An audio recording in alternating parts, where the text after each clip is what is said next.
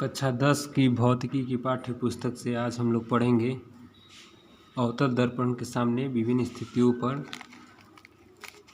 वस्तुओं को रखने के बाद प्रतिबिंब कहाँ कहाँ बनती है और प्रतिबिंब का आकार कैसा होता है इत्यादि सभी स्थितियों को हम विस्तार पूर्वक अध्ययन करेंगे। आइए सबसे पहली स्थिति देखते हैं। अवतल दर्पण के सामने जब वस्तु अनंत पर स्थित होती है, अनंत मतलब बहुत दूर, पृथ्वी से भी बाहर, अनंत से जब कोई किरणें अवतल दर्पण पर आती है, ये एक कॉनकेव मिरर है, इन्फिनाइट से कोई किरण आ रही है, ठीक है। मान लीजिए अनंत मतलब हो सकता है ये चांद से भी किरण आती है। हम रात में ऐनक में चांद का भी प्रतिबिंब जरूर देख लेंगे, अच्छे से चांद का प्रतिबिंब बन सकता है। तो अगर दर्पण एक कॉनकेव मिरर एक अवतल दर्पण रहेगा, तब अनंत से जो किरण आएगी मुख्य अक्ष के समानांतर होगी, इनके बीच की दूरी बराबर है, समानांतर है। समानांतर स्थिति में हमेशा बराबर होती है दूरी। तब जो किरणें होंगी वो अवतल दर्पण से परावर्तन के बाद मुख्य फोकस से होते हुए गुजरेगी। ये भी किरण दर्पण पर टकराने के बाद परावर्तित होकर मुख्य फोकस से गुजरेगी। उस स्थिति में जहाँ पर किरणें कटती है वहीं पर प्रतिबिंब बनता है। तो आप देख सकते हैं कि दोनों किरणें आकर कट रही है मुख्य फोकस पर, और यहाँ पर प्रतिबिंब बहुत ही छोटा, बिल्कुल बिंदु के साइज का और उल्टा प्रतिबिंब बनेगा। वास्तविक उल्टा एवं वस्तु से बहुत छोटा बिंदु साइज का प्रतिबिंब बनेगा।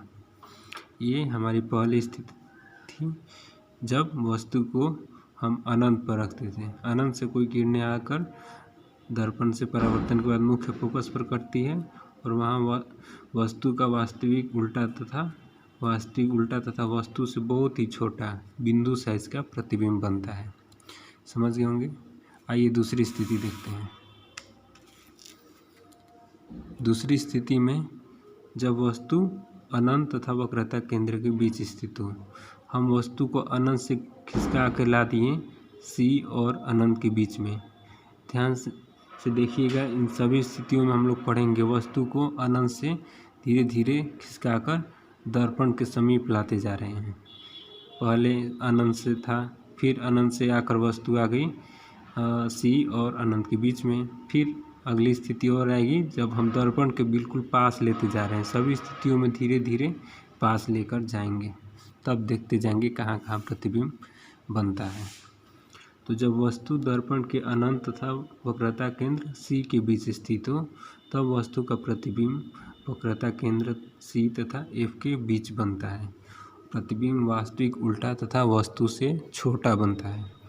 एक ये भी वस्तु थी जिससे किरणें, एक समांतर किरणें निकली जो मुख्य अक्ष के समानांतर होती है। वो किरण आकर दर्पण से परावर्तन के बाद मुख्य फोकस से टकरा के गुजर गई, ठीक है। ये कंडीशन आपको पहले बताए होंगे चारों स्थिति में कि जो मुख्य अक्ष से समानांतर किरणें आती है वो हमेशा परावर्तन के बाद मुख्य फोकस से ही गुजरेगी, कहीं कोई दूसरी बिंदु से कभी नहीं गुजरेगी, हमेशा मुख्य फोकस से ही गुजरती है जो किरणें मुख्य अक्ष के समानांतर आती है। और जो दूसरी किरण होगी वो सी की दिशा में आपतित होगी। तो आपको याद होगा, अभी बताए होंगे कि जब सी पर कोई किरण आपतित होती है तो वो लंबवत रूप से दर्पण पर पड़ती है और वो उसी दिशा में वापस लौट जाती है। तब आप देख सकते हैं दोनों किरणें आकर परावर्तन के बाद दर्पण से बिंदु सी तथा एफ के बीच में कट रही है, और यहाँ वस्तु का प्रतिबिंब बनेगा वास्तविक उल्टा तथा वस्तु से छोटा, ठीक है। दर्पण के वक्रता केंद्र और मुख्य फोकस के बीच प्रतिबिंब बनेगा वस्तु से छोटा, उल्टा तथा वास्तविक प्रतिबिंब। आइए तीसरी स्थिति देखते हैं। तीसरी स्थिति होती है जब वस्तु अवतल दर्पण के वक्रता केंद्र सी पर स्थित हो। देख रहे होंगे, एक स्थिति में अनंत पर रखे थे, दूसरी स्थिति में अनंत तथा सी के बीच में लाए थे और तीसरी स्थिति में सी पर ला दिए। ये वस्तु थी ए बी, ये ए बी वस्तु है। तब इसका प्रतिबिंब कहाँ बनता है? देखिए, जब ए बी वस्तु है, इससे किरण मुख्य अक्ष के समानांतर गुजरी और वो आकर दर्पण से परावर्तन के बाद मुख्य फोकस से होते हुए गुजर गई। ठीक है, दूसरी किरण मुख्य फोकस की दिशा में आपतित हो रही है। जो मुख्य फोकस के बिंदु से सीधे आपतित होगी वो दर्पण से परावर्तन के बाद मुख्य अक्ष के समानांतर गुजरेगी। आपको याद होगा इसके पहली स्थिति में हम लोग लिखे थे, जो किरण मुख्य अक्ष के समानांतर आती है वो मुख्य फोकस से गुजरती है, और जो किरण मुख्य फोकस पर आपतित होती है वो मुख्य अक्ष के समानांतर गुजरेगी। तब हम देखते हैं कि दोनों स्थितियों में दोनों किरणें आकर बिंदु यहाँ पर कट रही है। तब ये प्रतिबिंब बनेगा कहाँ पर, सी पर ही। सी पर ही प्रतिबिंब बनेगा, उल्टा प्रतिबिंब, और वस्तु के साइज का जितनी बड़ी वस्तु है उतनी ही बड़ी प्रतिबिंब बनेगा, और ये उल्टा बनेगा और वास्तविक बनेगा। मतलब, और ये अगर ए बी वस्तु है तो इसका प्रतिबिंब बी ए बनेगा उल्टा। अगर इसका ये सिर ये पैर है तो उस स्थिति में अवतल दर्पण में जो प्रतिबिंब बनेगा उसका पैर ऊपर हो जाएगा और सिर नीचे हो जाएगा। ठीक है, ये कंडीशन याद रखिएगा कि वैसे पूछता है कि क्वेश्चन कि बताइए अवतल दर्पण की में किस स्थिति में वस्तु को कहाँ रखने पर प्रतिबिंब समान साइज का बनता है, अर्थात वस्तु के ही साइज का बनता है। तब बोलेंगे कि जब वस्तु दर्पण के वक्रता केंद्र पर स्थित है, तब वस्तु का प्रतिबिंब वक्रता केंद्र पर ही बनेगा और वस्तु के साइज का ही बनता है। चौथी स्थिति देखते हैं, जब वस्तु अवतल दर्पण के वक्रता केंद्र तथा मुख्य फोकस के बीच स्थित हो। आप देख रहे होंगे हम हर एक स्थितियों में वस्तु को खिसकाते हुए दर्पण के समीप ले जा रहे हैं।